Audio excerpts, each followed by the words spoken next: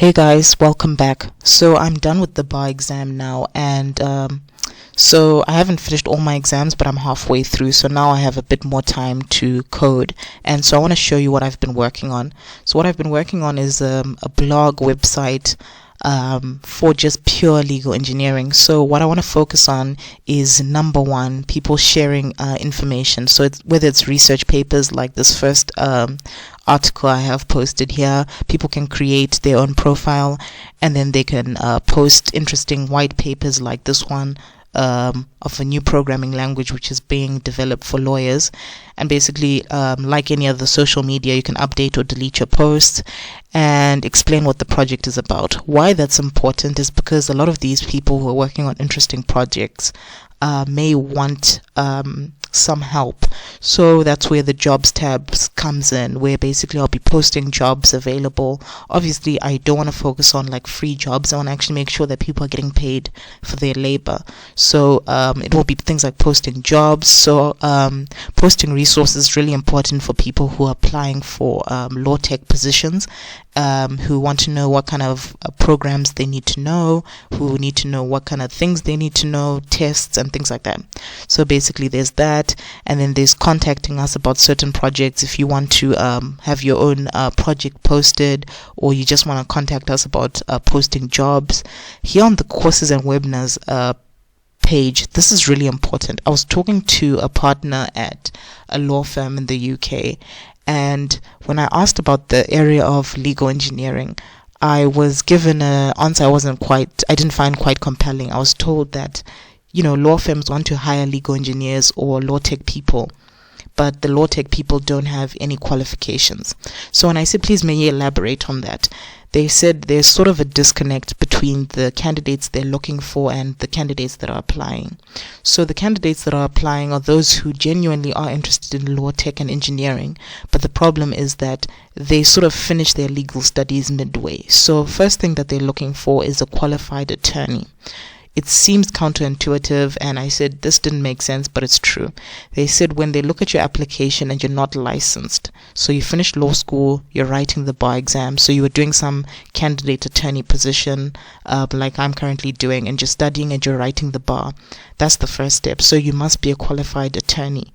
And for most of my friends who are interested in law tech, most of them are like, I'm not getting my license because I'm not going to practice law. I'm just going to go straight into learning how to code and program and then look for a law tech position.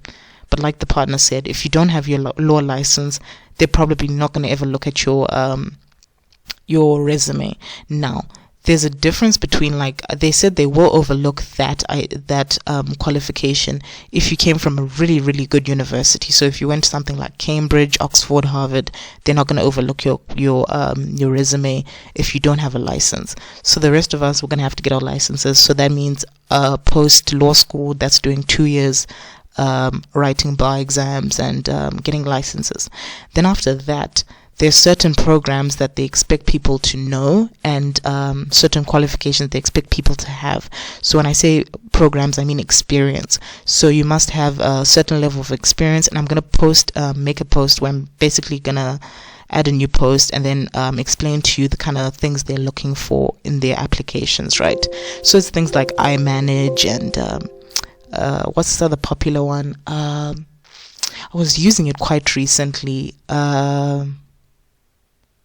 I forgot what it was, but basically it's the software programming, which is quite hot on the market right now for law and engineering. So things like that, experience using that.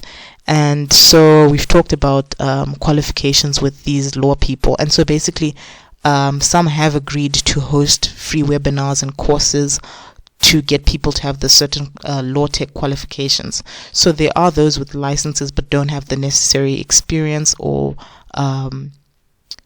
they have the law license, but they don't have the tech experience. And that's where the courses and webinars come in, where legal engineers or law tech people will be willing to host webinars And so when those webinars are hosted, I'll take the Zoom recordings and I'll upload them here. So for people who are looking for experience, you can actually write that as your experience. So if you attend these webinars, you can write that as your experience, and you can also write it as a qualification that you did your training under this law firm, that law firm. So I want to focus specifically on law firms. Private people, I won't be uploading your courses and webinars for one reason. Lawyers have a certain respect they have for other law firms. So if you say you got your qualifications from some private individual, they're likely going to overlook your application. But if you say you got training in this legal tech industry from a certain law firm, they'll probably accept your qualification. And then calendar here, I just wanted to focus on like meetups, people who are hosting meetups, get-togethers, or what I want to call study sessions, where people are basically will spend a week reading law tech papers and books and then discuss the material, or they're working on projects and they want to review the projects they're working on, and that's where I'll post on the calendar. So hopefully this will interest you guys. Let me know what you think in the comments, guys. Thanks.